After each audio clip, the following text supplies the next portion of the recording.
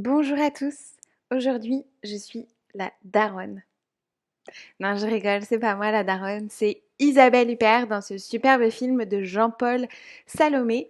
Aujourd'hui, on va étudier un extrait de ce film pour une petite leçon de français. J'espère que vous allez bien, j'espère que vous êtes en forme. C'est parti. Tu as appelé Blue. You speak very good French? Yes, yes. My flowers are beautiful. De l'or. De l'or. The burger. Okay. I will recommend the burger. Bonjour à tous, moi je m'appelle Marion, je suis professeure de français langue étrangère et ce que j'adore c'est enseigner le français à l'aide des films et des séries françaises et aujourd'hui on va étudier un extrait de ce film La Daronne. La daronne, tout d'abord pour commencer, qu'est-ce que ça veut dire? Ça veut dire la maman en général et aussi on l'utilise assez souvent chez les jeunes pour parler des personnes un peu plus vieilles qui peuvent avoir l'âge de leurs parents par exemple. Et on utilisera le masculin du mot daronne qui sera daron pour parler du papa. Aujourd'hui, notre leçon, elle se découpe en 4 parties. On va commencer par une introduction où je vais vous présenter les films. On va regarder ensemble la vidéo et on va parler vocabulaire, prononciation et on va parler aussi du petit mot ça. C'est parti. Donc, La Daronne, comme je vous disais, c'est un film de Jean-Paul Salomé qui est superbe. Je vous recommande vraiment de le voir si vous en avez l'occasion.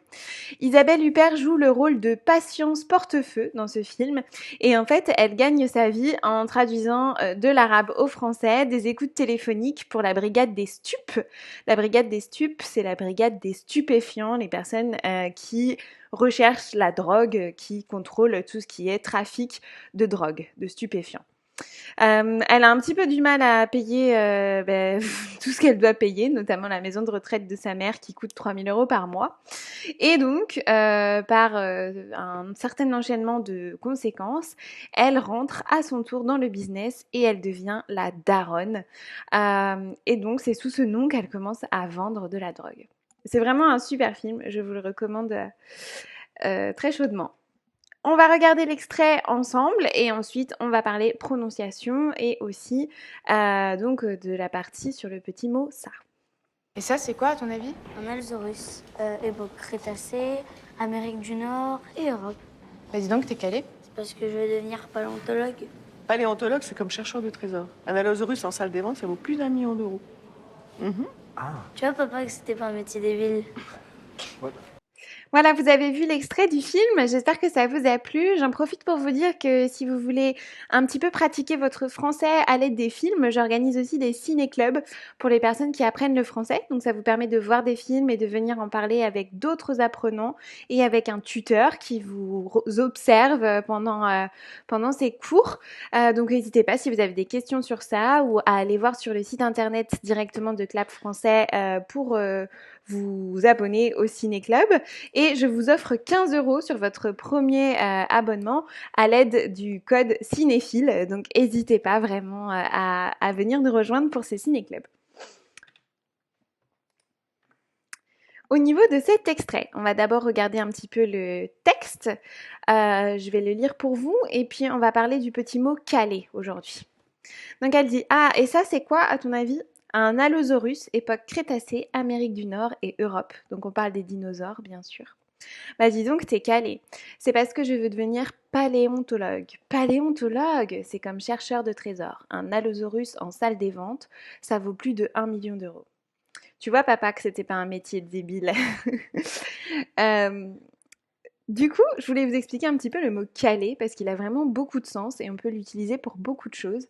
Je vais essayer de vous donner un petit peu toutes les significations du mot calé. Donc d'abord, dans le cas présent, on utilise être calé. Être calé, ça veut dire être très instruit, avoir beaucoup de connaissances sur un sujet précis. Donc là, il est vraiment calé en dinosaures. Il connaît tout sur les dinosaures. Vous entendrez aussi parfois caler pour les voitures. Ah, j'ai calé ou ma voiture a calé, ça veut dire que le moteur s'éteint. On a fait une mauvaise manip ou on n'a pas bien passé la vitesse ou quelque chose comme ça et le moteur s'éteint. Dans ce cas-là, on dirait qu'on a calé. Et enfin, le sens le premier sens, le plus courant de caler, c'est mettre une cale. Une cale, ça peut être un petit morceau en bois pour, par exemple, caler une porte pour qu'elle arrête de bouger ou une table pour la remettre droite ou un meuble, quelque chose comme ça. On mettra une cale pour le caler, pour qu'il arrête de bouger. En général, caler, c'est ça, c'est combler un vide avec une cale, du coup. Et on l'utilisera aussi au sens figuré. Par exemple, on va caler une réunion ou caler un rendez-vous. Entre deux rendez-vous, on peut caler cette réunion. Donc vous voyez, il y a vraiment énormément d'utilisation de ce petit mot caler. Si vous en connaissez d'autres, n'hésitez pas à nous en faire part dans les commentaires. Et le dernier petit mot, c'est débile. Vous le connaissez sûrement. En tout cas, ça veut dire bête, stupide. Donc là, il dit vraiment à son père qu'il n'a pas choisi un métier stupide, au contraire, puisque ça fait beaucoup d'argent. Voilà pour la partie vocabulaire et prononciation. Et maintenant, on va parler donc du petit mot ça, un mot que vous devez entendre très très régulièrement si vous écoutez du français parce qu'on l'utilise vraiment souvent et pour beaucoup de choses. Donc aujourd'hui, je voulais vous faire un petit résumé de quand est-ce qu'on peut utiliser ça et qu'est-ce qu'il remplace, pourquoi on utilise ça et comment vous aussi vous pouvez l'utiliser du coup pour sonner un peu plus français. Donc on le voit ici, et ça c'est quoi à ton avis? Ou ici, ça vaut plus de 1 million d'euros. Donc ici, il remplace les deux, remplace Allosaurus, mais il peut remplacer bien sûr d'autres choses. Donc ça, c'est le diminutif bien sûr de cela, d'accord?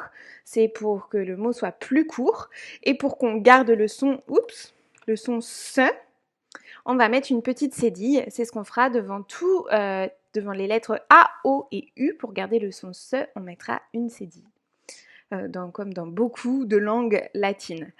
Donc ça, il peut être un COD, un complément d'objet direct, pour parler de quelque chose de général. Donc il sera derrière le verbe. Par exemple, la musique, j'adore ça. Okay, ici, il remplacera la musique, ça nous évite de répéter la musique et c'est une chose dont on a déjà parlé avant. Donc, il peut être complément. Il peut aussi être sujet. On l'appelle souvent le pronom neutre, comme en anglais on aurait it. Et ben, ce sera un petit peu la même chose avec ça. Il remplacera un fait ou une situation dont on a déjà parlé avant. Attention, ça n'est jamais avant le verbe être. Et il ne remplace jamais une personne, comme it d'ailleurs, c'est la même chose pour cela.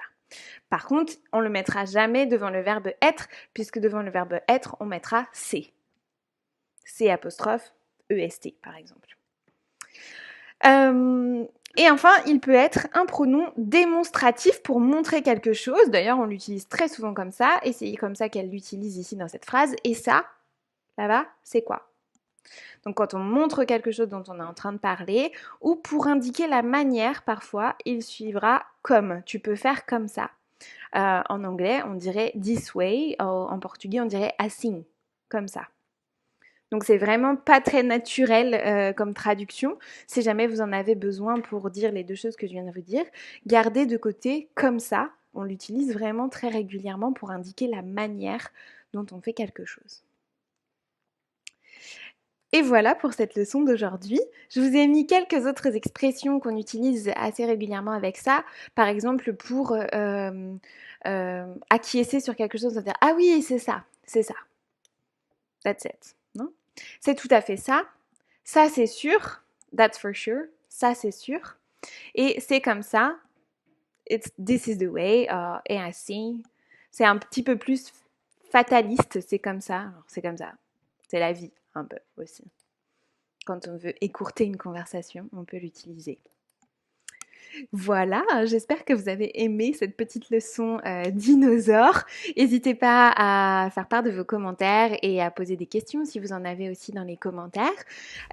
Et puis je vous dis à la prochaine. Bonne continuation à tous avec votre français. Salut!